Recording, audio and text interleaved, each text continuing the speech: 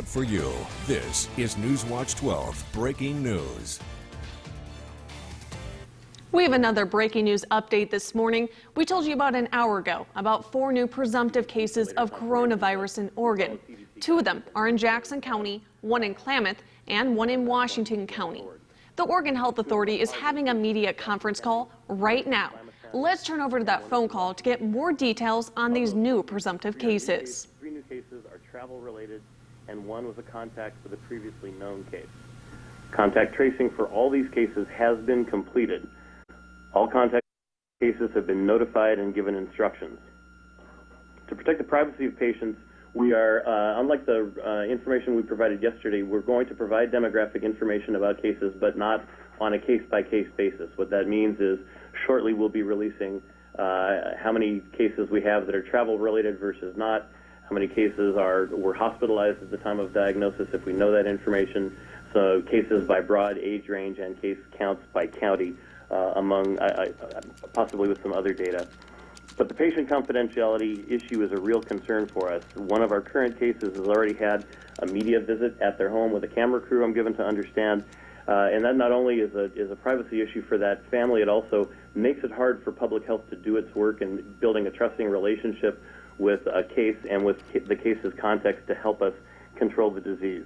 Patients need the support of the community and do not need the additional pressure of having to deal with stigma. Quick update, we'll be pushing this to the web as we usually do, but in terms of our counts, this brings us to a total case count of 7 positive cases. 77 individuals have been tested negative. We have 40 tests pending at the Public Health Laboratory. We currently have 162 people under monitoring. These are people who do not have symptoms.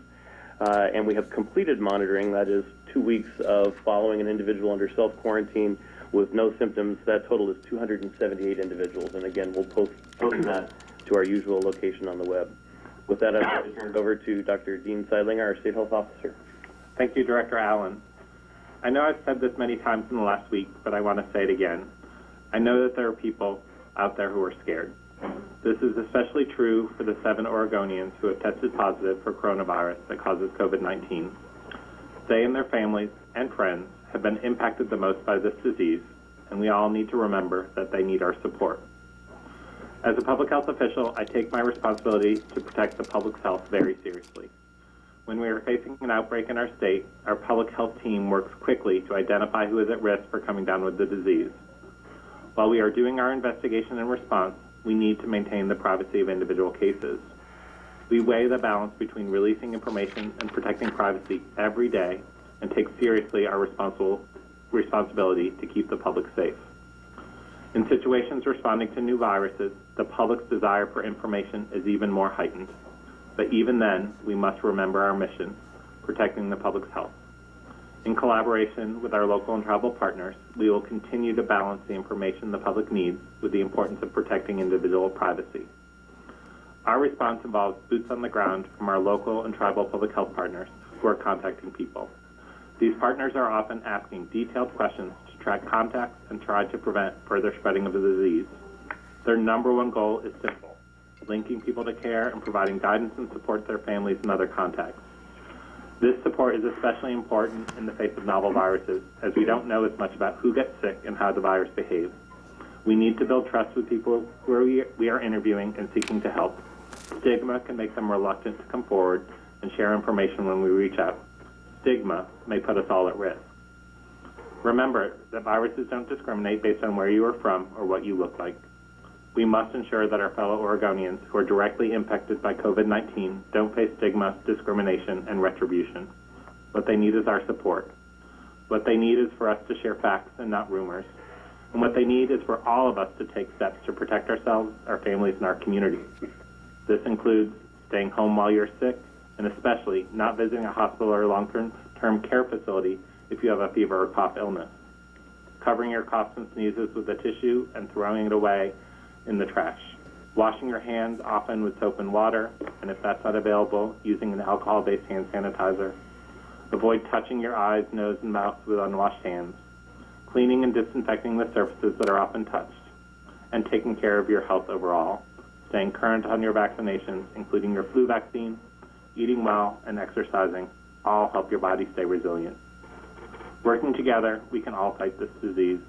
As one of your public health partners, I pledge to continue to release information to help people to make decisions to protect their own health, to work to support our healthcare partners, and continue to face the situation head-on with a dedicated team of tribal, federal, state, and local public health partners.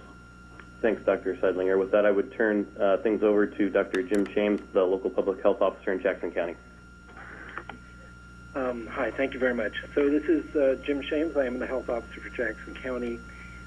Just to reiterate what Dr. Seidlinger said, we know that many people are concerned about this novel coronavirus disease, and we at Jackson County Public Health understand that concern, and we're going to work to share the latest information with you so that you can know how to best protect yourself and your family.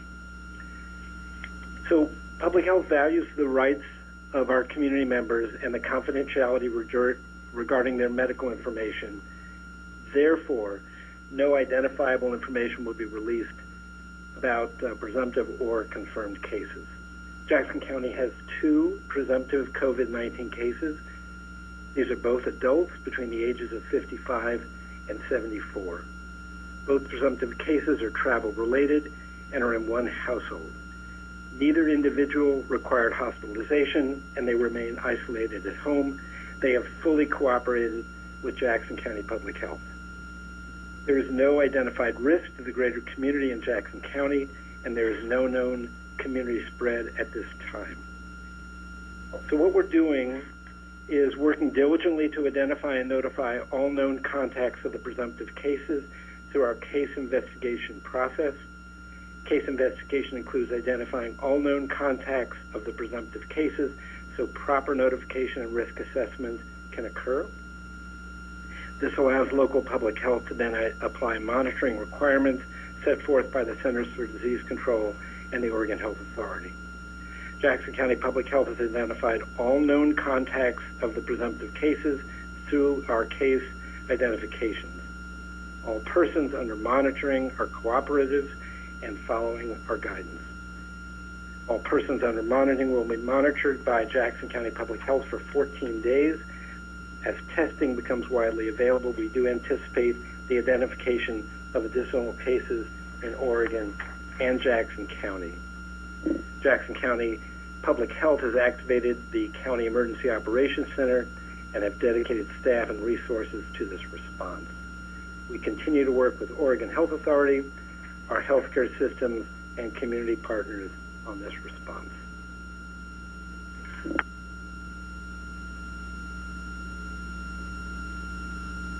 With that, I'll go ahead and turn things over to Dr. Wendy Warren, the local public health officer in Klamath County. This is Wendy Warren. I am the local public health officer in Klamath County. Over the past 3 weeks, Klamath County Public Health has worked with our community partners to ensure that we were ready and had a robust and effective response if and when coronavirus became present in Klamath County. This has included working with our schools, clinicians, and numerous agencies to ensure coordination and communication well in advance of the presumptive case that we now have. As soon as we received notification of the presumptive case, Klamath County Public Health began working to identify all close contacts and made proper notification to include risk assessment.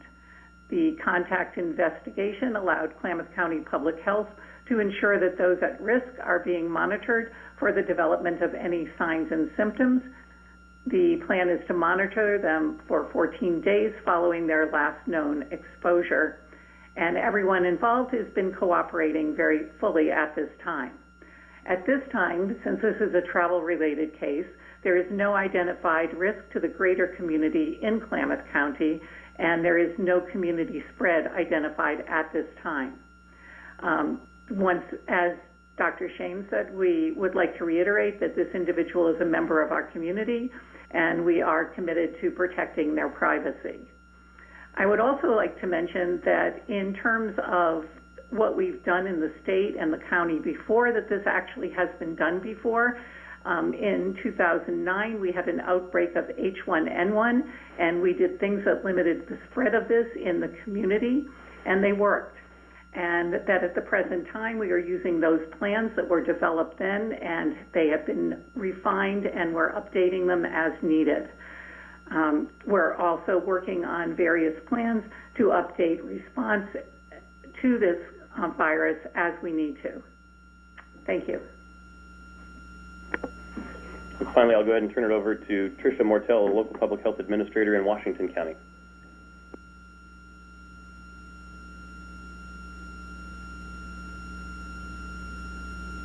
And Tricia, if you're talking, you may be on mute.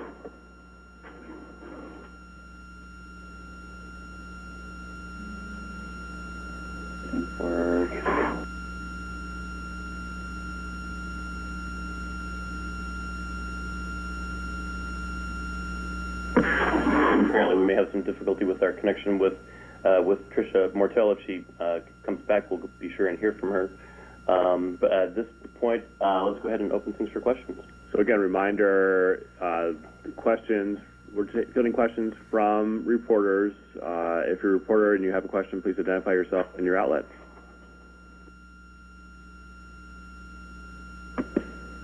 And if you're not talking, please mute your line. All participants are now in interactive talk mode. Hey, this is Mira Powell. This is Jerry Howard with Newswatch 12 in Jackson County for Jim Shames, Dr. Shames. What does the activation of the center entail? So, first of all, we're going to have a press conference here at 11:30, and it may be that county-specific information might be most appropriate then. We have activated, in an appropriate fashion. We've assigned individuals to all the key components so that we can actively be sure that monitoring everybody appropriately, staying in touch with the latest information. Laughing?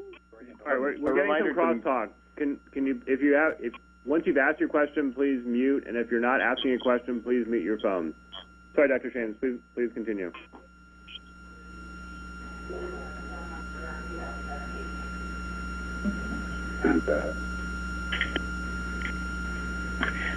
So I think to get into more detail, we will have emergency management available at our own local press conference at 11:30, and might be appropriate to get into more detail. Next question. Hey, this is Mira Powell with Oregon Public Broadcasting. I was wondering if there are any updates on the Grand Princess cruise ship that was set to potentially dock in Astoria later this month. Jeff says he called my cell phone twice and didn't go through. This is Dean Todlinger. I will say that the returning passengers from the Grand Princess are on our list of travel associated notifications that we get from our federal partners, and so all of them are.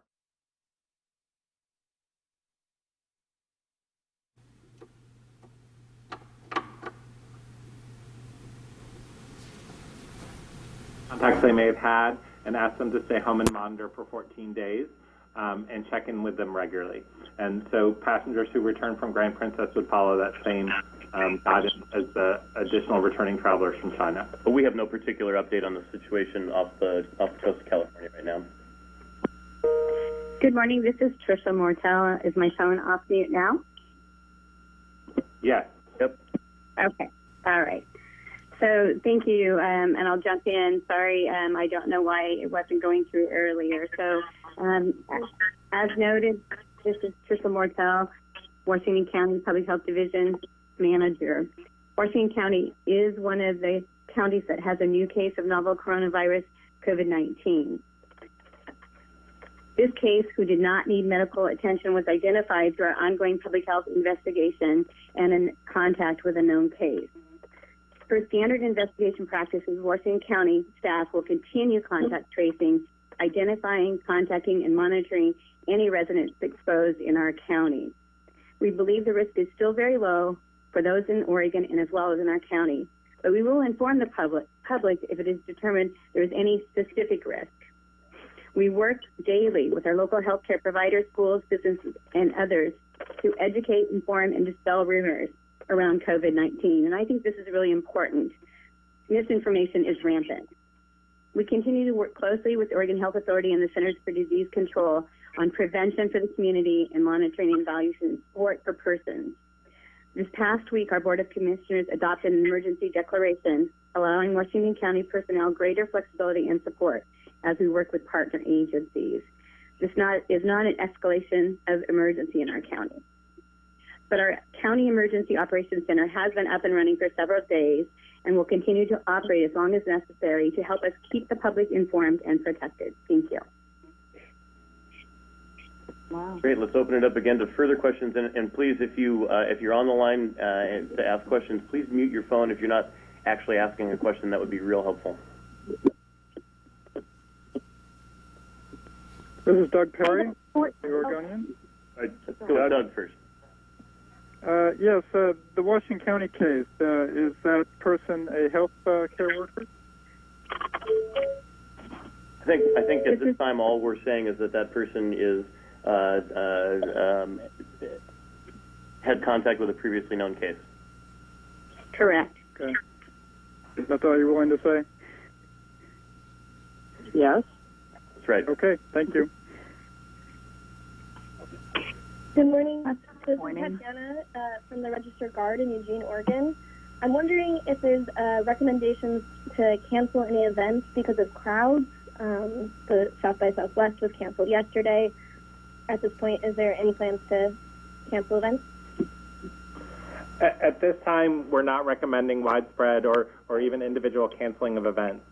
The Centers for Disease Control and Prevention did update their guidance yesterday, and we fully support their approach they're taking, is to recommend that those at highest risk for complications from this disease, this includes older individuals in our communities as well as those with underlying medical conditions, that they consider limiting their travel to events and gatherings, that they stay home as much as possible in order to protect themselves.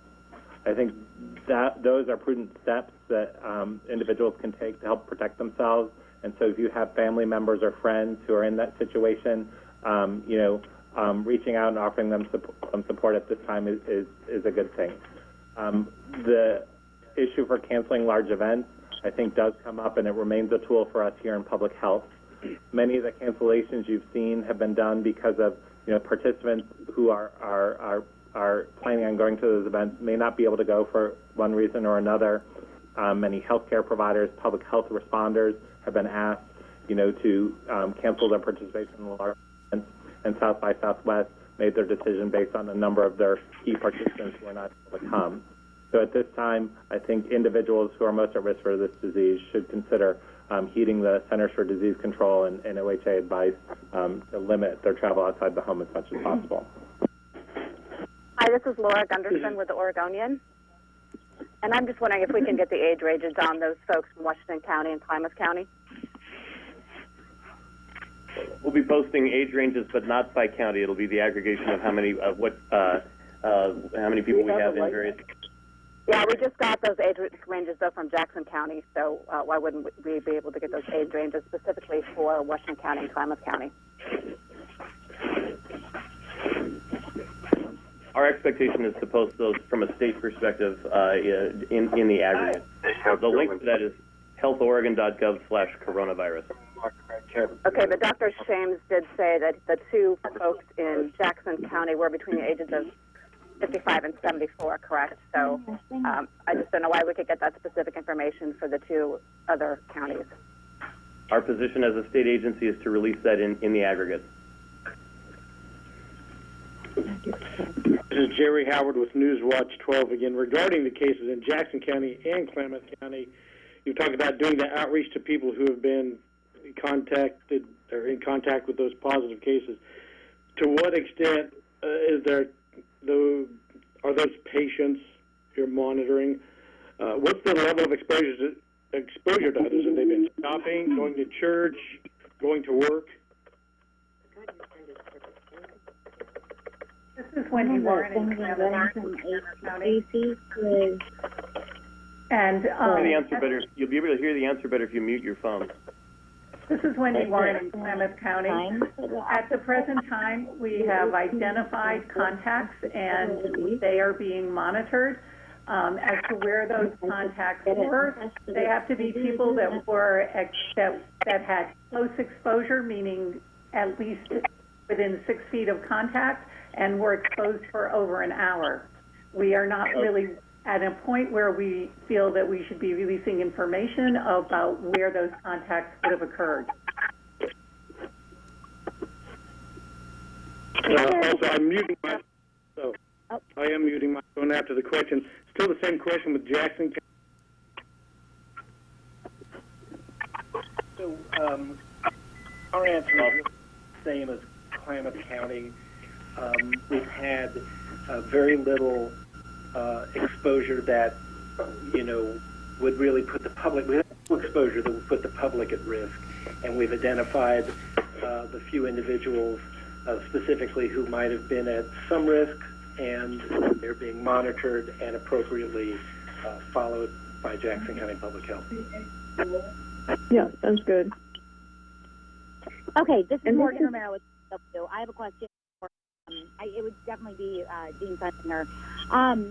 So when you talk about monitoring and there were 278 individuals, explain, can you go into a little bit of detail about what that monitoring looks like? I mean, that's a lot of people to... Sure, thank you for that question. I think the people under monitoring are people who've been identified to us in public health as having high-risk exposure. So that we are notified by the federal government of some returning travelers from China and cruise ships, as well as individuals we identify as part of our public investigation. Patrick's Day is. If you could mute your phone. As well as if you... Oh, Jesus.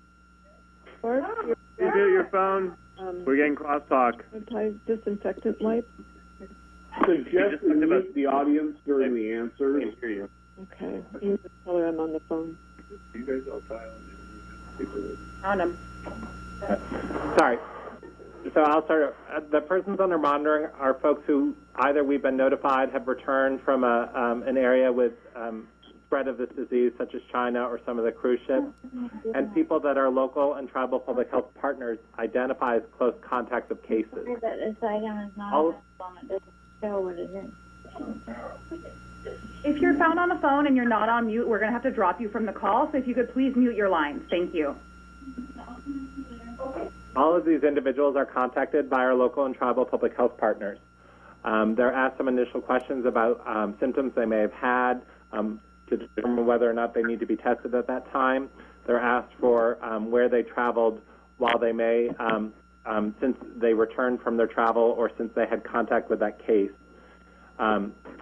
We ask them to remain at home for 2 weeks, and they are checked on regularly to ensure that they are remaining at home and to see if they have any additional needs that we can meet. If they develop symptoms, we start that process over again, and we obtain a test from them. If that test is positive, we identify the contacts around them and start that same process with monitoring them for 2 weeks.